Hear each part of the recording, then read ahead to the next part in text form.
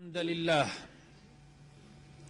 نحمده تعالى ونستعينه ونستغفره ونستهديه ونعوذ بالله من شرور أنفسنا ومن سيئات أعمالنا من يهده الله فهو المهتد ومن يضلل فلا هادي له وأشهد أن لا إله إلا الله وحده لا شريك له وأشهد أن محمدا عبده ورسوله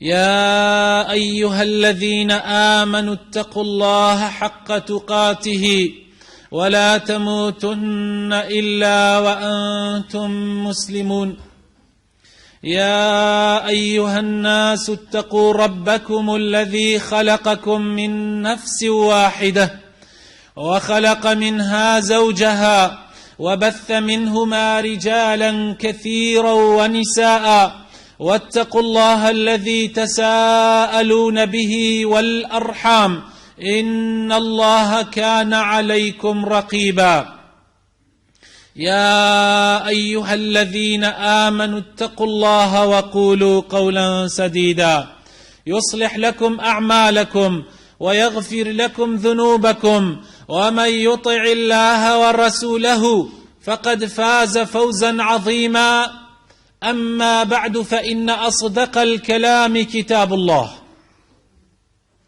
وخير الهدي هدي محمد صلى الله عليه وسلم وشر الأمور محدثاتها وكل محدثة بدعة وكل بدعة ضلالة وكل ضلالة في النار إيمان داراني خوشويست خوشكو برا برێزەکانم پێش 1444 ساڵ بەلە ئیسە خوای پەروەردگار پاش ئەوەی کە دنیا پڕ بوو لە تاریکستان لە هەموو لایەکەوە دنیا تاریکی دایگرت بوو لە ڕووی سیاسی و ڕامیاریەوە لە ڕووی ئیقتصادی و ئابووریەوە لە ڕووی کۆمەڵایەتی و ئیجتماعیەوە لە هەموو لایەنەکانەوە دنیا پڕ بوو لە ظولمات و تاریکی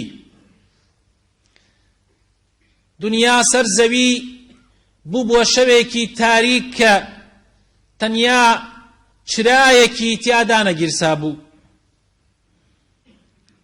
هیچ معریفەتێک و زانستێک لەسەر زەویە نەما بوو کە مرۆڤەکان سوودی لێ وەربگرن ئەلەو ساتە وەختەیە ئەلەو کاتە زۆر تەنگ و ناخۆشەیە خوای پەروەردگار پێغەمبەری خۆشەویستمانی صلی الله عليه وسلم هێنایە دنیاوە پێش 1444 ساڵ بەلە ئیسە محەممەد المستەفا چاوی هەڵهێنایە دنیا بە هاتنی پێغەمبەر صلی الله عليه وسلم و پاش ئەوەی بوو بە پێغەمبەر و پەیامی ڕاستەقینەی پێگەیشت دنیا ڕووناکی خۆری ڕووناکی هەڵهات بەسەر دنیایە ڕووناکی کەوتە سەر دنیا گۆڕانکاریەکی زۆری بەخۆیەوە بینی بەو شێوازە نەما کە پێشتر لەسەری بوو لە هەموو ڕوویەکەوە دنیا بوو بە دنیایەکی تر پێغەمبەری خۆشەویستمان صلی الله عليه وسلم کۆتایی پێغەمبەرانە و دوعاکەی وەڵامی دوعاکەی پێغەمبەر ئیبراهیم عليه الصلاة والسلام کاتێ داوا لە خوای پەروەردگار ئەکا کە خوای تەعالا بۆ خەڵکی مەککە و بۆ سەر زەوی پێغەمبەرێک بنێرێ ربنا وابعث فيهم رسولا منهم پێغەمبەرێکیان بۆ بنێرە لە خودی خۆیان مرۆڤ بێ وەکو خۆیان بێت پێغەمبەرێک وابعث فيهم رسولا منهم يتلو عليهم آياتك يتلو عليهم آياتك ويعلمهم الكتاب والحكمة ويزكيهم جاء خواهي تعالى لولامي أو دعايا خواهي تعالى أفرمي لقد من الله على المؤمنين إذ بعث فيهم رسولا منهم يتلو عليهم آياته بەڵام لەیرە پاش و پێشێک لە دوعاکەی ئیبراهیمە هەیە. پێش ئەوەی ئیبراهیم فەرمووی ويعلمهم الكتاب والحكمة ويزكيهم، خوای تەعالا تەزکیەی کست خستە پێش تعلیم، پەروەردەی خستە پێش تعلیم، پەروەردەی خستە پێش زانست، فەرمووی ويزكيهم ويعلمهم الكتاب والحكمة. پێغەمبەری خوا پێش ئەوەی پێغەمبەرێک بێ کە خەڵک فێر زانست و دینەکەی دینی زانست و زانیاری بێ، پێش ئەوە دینەکەی دینی تەزکیە و پاکردنەوەی دەروون و پەروەردەکردنی خەڵکیە. بۆیە ئێستەیش سەیرەکەی هەموو دەستگاکانی فێرکردن لە دنیاە بەو شێوە هاتووە ناوەکەی پەروەردە و زانست، تربیە کەوتۆتە پێش زانست. چونکە بە پەروەردە ئەگەر خەڵکی پەروەردە نەکرا، دوایی زانستەکەی بۆ ڕێگایەکی خراپەی با، تەنانەت حتا زانستی ئاینیش، تەنانەت حتا علمی دینیش، ئەگەر ئەو کەسەی کە فێری علمی دینی ئەبێ ئەگەر پەروەردە نەکرا بێ، ئەبێ بە مەلایەکی نەکبەت قورئەکا بەسەر خەڵکا. ئەگەر پەروەردە نەکرا بێ لە جیاتی ئەوەی خەڵک بەرەو بەهەشت بووە، خەڵک بەرەو جەهەنەم ئەبا، لە جیاتی ئەوەی ڕوو بەرەو قیبلە نوێژیان پێ بکا، پشت بەرەو قیبلە نوێژیان پێکا، قورئەکا بەسەریانە، سەریان لێتێک ئەدا، شەیطانێکیش ئەبێ. چونکە شەیطان عالمترین عالمە. شەیطان ئەگەر بە علم بێ، شەیطان لە هەموو خەڵک عالمترە. بەڵام پێش علم پەروەردە ضرورە، تربیە ضرورە، تەزکیە ضرورە. بۆیە خوای تەعالا لە وەڵامی دوعاکەی ئیبراهیم عەلەیهی سەڵات وەسسەلام وا ئەفەرمێ، پێغەمبەری خوا صلی الله عەلەیهی وەسەلەم هات، لەگەڵ هاتنیا و لەگەڵ بوون بە پێغەمبەرە، براکانم دنیا گۆڕانکاریەکی عەجیبی بەخۆیەوە بینی. ئەو خەریتە سیاسیەی کە پێشتر هەبوو کە دنیا دابەش بوو وە بین دوو دەوڵەتە، فارس و ڕۆم، نەما. ئەو خەریتە ئابووریەی کە هەبوو کە پێشتر دنیا هەمووی ئەچەوسایەوە و خوێنی ئەمژرا لەلایەن ئەو دوو دەوڵەتەوە، نەما. لایەنی کۆمەڵایەتی کە کەس نەیئەزانی بەڕاستەقینەی کوڕی کێیە، کە عایشە ئەفەرمێ خەڵک لەو کاتە دەزەلام کۆ ئەبوونەوە ئەڕۆیشتنە لای ئافرەتێک، دوای ئەوە ئەگەر ئەو ئافرەتە حامیلە بوایە ئەیوت ئەو مناڵە هی فڵان پیاوە و تەواو. خەڵک ئاوا بوو. ئەم شێوازە کۆمەڵایەتیە نەما. ئەو شێوازیە کە قەبیلە و عەشیرەت بکرێ بە وەسیلەیەک بۆ چەوساندنەوەی خەڵکی و بۆ کوشتن و بڕین و ڕوودکردنەوە و جەردەیی، ئەوە نەما. ئەوە نەما. عەشیرەت خوای تەعالا ڕێگاکەی عەشیرەت و قەومیەتی دیاری کرد. ئەبێ بزانێ هەموو عەشیرەتێک چی ئەکات و هەموو قەومیەتێک ئەبێ بزانێ ئەو قەومیەتە و عەشیرەتایەتیە لە پێناو چییە بەکاردێنێ. وجعلكم شعوبا وقبائل لتعارفوا، نەک لتعاركوا، نەک یەکتری بکوژن، نەک جەنگ بەرپا بکەن بە عەشیرەت و قەومیەت، بەڵکو عەشیرەت و قەومیەت و نەتەوە ئەبێ لە پێناوی یەکتری ناسین و لە پێناوی پیاوەتی و چاکایەتیە بەکاربێ. نەوەک من یەکێ لە عەشیرەتەکەم خراپیش بێ، خراپکاریش بێ، خراپەیەکی کرد، ئیتر من بڕۆم پشتگیری ببم و بکەمە چەکێکا و دیفاعی لێ بکەم، با لەسەر ناحەقیش بێ. شتیوان نییە لە ئیسلامە. ئیسلام هات ئەمانەی هەموو هەڵوەشاندنەوە. جاهلیەت و نەفامی نێڵە، لە شوێنیا علم و زانستی بەرپا کرد.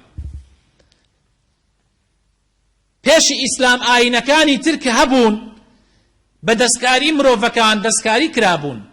براکانم ئەگەر بیری لێ بکەینەوە ئاینی مەسیحیەت کە ئێسە ئاینی بۆ ئەکرێ، وەکو بڵێ پرۆپاگەندەی بۆ ئەکرێ تازە بە تازە، لەو سەردەمە ئاینی مەسیحیەت وای پێ هاتبوو ئەمەنە دەستکاری کرابوو لە دوای پێغەمبەر عیسا. ئەمەنە دەستکاری کرابوو.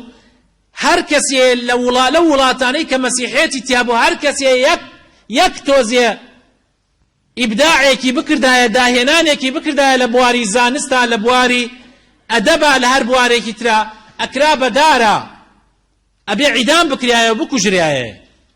زانست نەما، ئەدەب نەما، هونەر نەما، هەمووی لە پێناوی دیکتاتۆریەتی کەنیسە و بەناو زانایانی مەسیحیەتی ئەو کاتە بەکارهێنا. بەڵام ئەوە نەما. لە ئیسلام هات.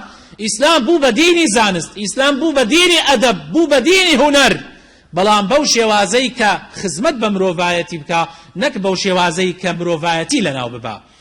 ئیسلام داوا ئەکا زانستێک بەرپا ببێ کە هەموو مرۆڤایەتی سوودی لێ وەربگرن، نەک زانستێک کە قومبەلەیەک دروستکە لە لەحەزاتێکە ڕبع ملیۆنێ خەڵق بکا بە قوربانی.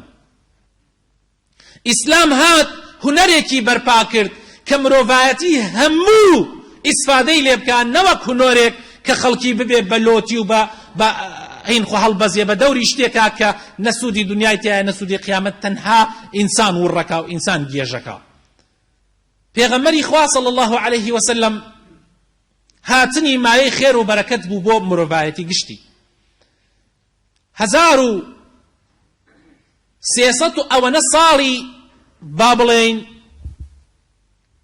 شەمسی، 1000 و زیاد لە 400 و نزیکەی 70 ساڵی قەمەری پێغەمبەر صلی الله عليه وسلم پێش ئەو وەختە هاتوو.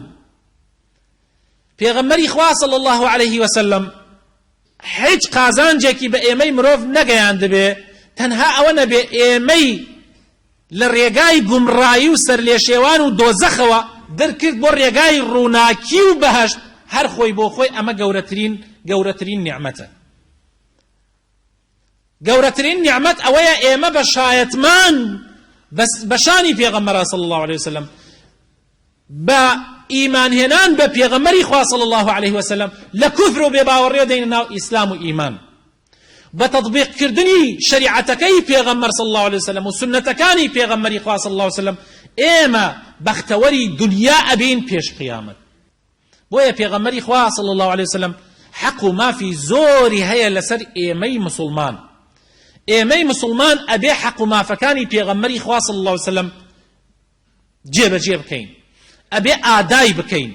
واجبە لەسەر شانی هەر یەکێک لە ئێمە هەست بەو مەسئولیەتە بکە کە ئەم پێویستە لەسەری مافەکانی پێغەمبەر صلی الله عليه وسلم جێبەجێ بکە. ألم تر كيف ضرب الله مثلا كلمة طيبة كشجرة طيبة أصلها ثابت وفرعها في السماء